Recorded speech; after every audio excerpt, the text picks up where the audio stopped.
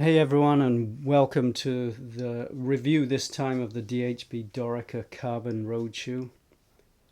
I did say when I did the unboxing that I was going to do a review, and spoiler alert, this is a fabulous shoe. They are fabulous shoes. There's no other way to describe it. For the price of under $70, I think. If you're outside the UK now, they're about $66, I think, even. So incredible price. The star of the show, the carbon sole. Wow, amazing. I'm amazed by it.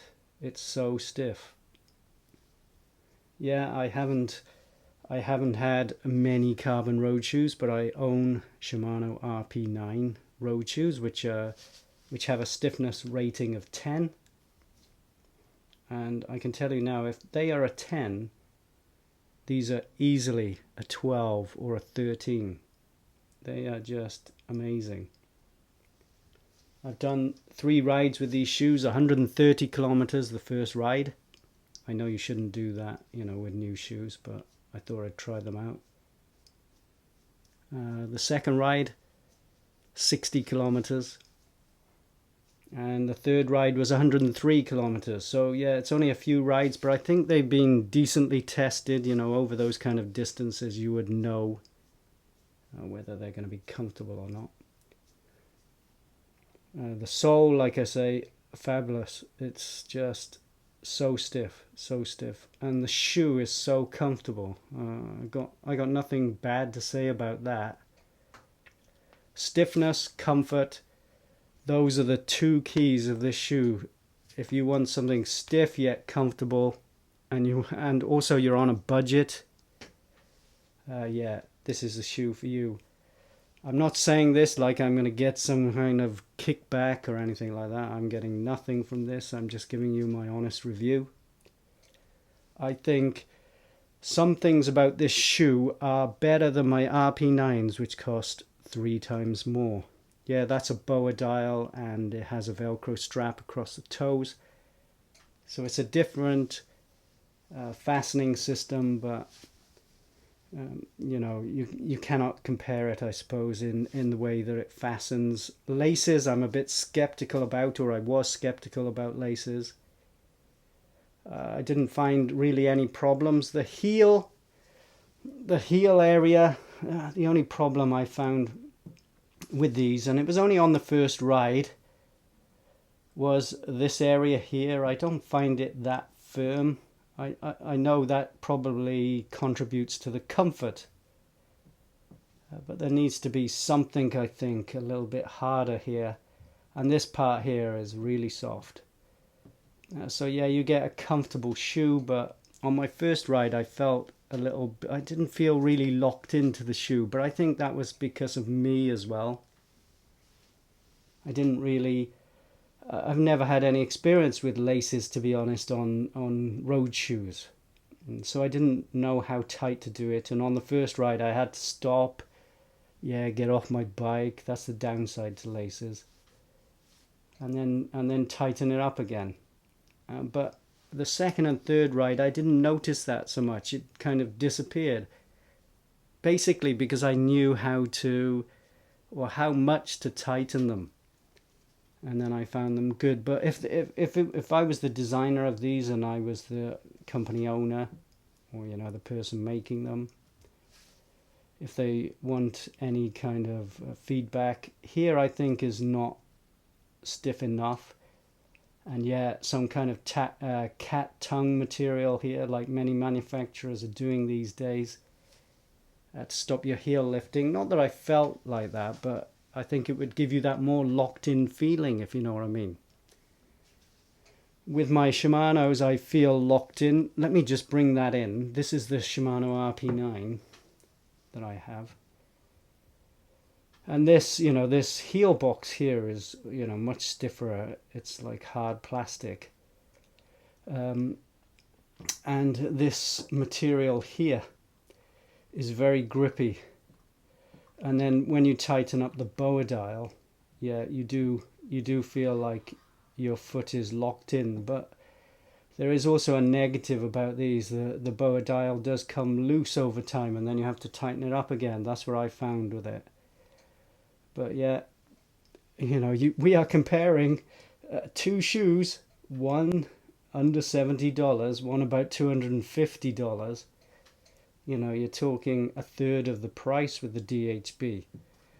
So you cannot expect everything to be top quality. But like I say, the comfort and the sole, amazing, amazing.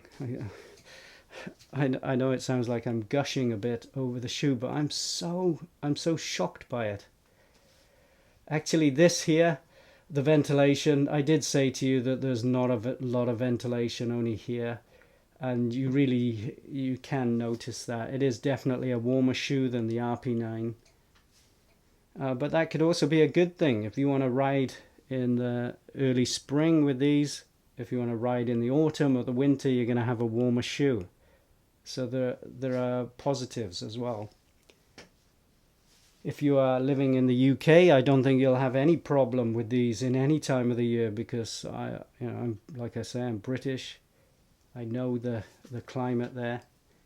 Although it does seem to be changing a little bit in the summer, but it's not that much over 30 these days.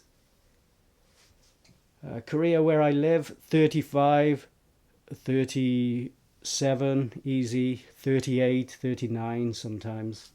Yeah, so definitely a different climate, and I think they would be hot in that kind of temperature, between 35 and 39. But I rode in these, each of the days was about 30 degrees. I found them a little bit hot, but nothing really bad. It's probably because I'm used to the Shimanos, which are really cool in the summer. Even though the RP9 only has one vent underneath, the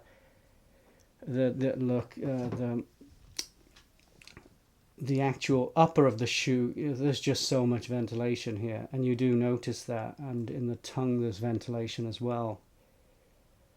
So yeah, definitely a cooler shoe.